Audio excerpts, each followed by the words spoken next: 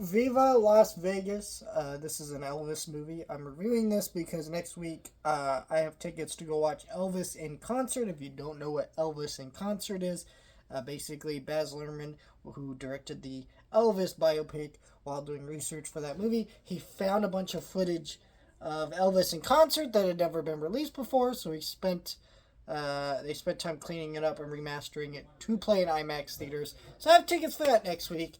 And I figured since I'm going to do a video on that, I might as well talk about an Elvis movie since I've kind of already done the Elvis biopic. And biopics are not that interesting movies to talk about. So we're going to talk about a movie that is interesting to talk about, Viva Las Vegas.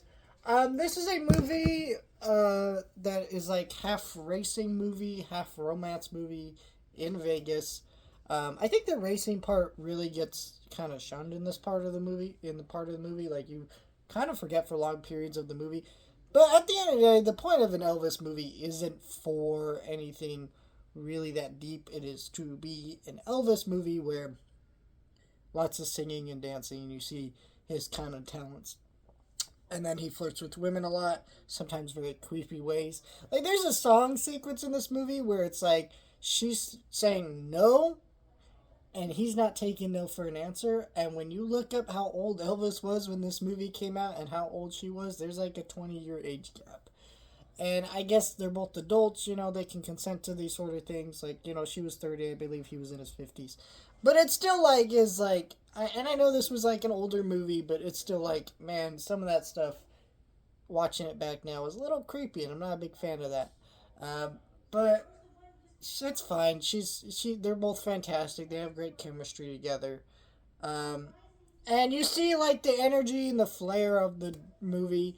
And this movie has a great job capturing the vibe of Las Vegas. He gets stuck in Las Vegas for part of the movie, trying to like get back his money so he can do what he needs to do, and you see the atmosphere and tone of that. And it just makes for a really enjoyable, fun movie. The weird thing about Elvis is, he kind of was stuck doing a formula for a lot of these movies.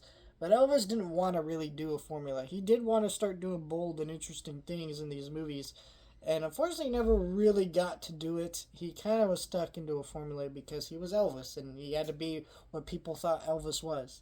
And it is an interesting thing, but I thought this was a really enjoyable movie. Hopefully, if I ever get a chance to review another Elvis movie, it'll be Jailhouse Rock, because that's one I've been really itching to knock off my bucket list. But this is a good one, and let me know your thoughts, like, share, and subscribe.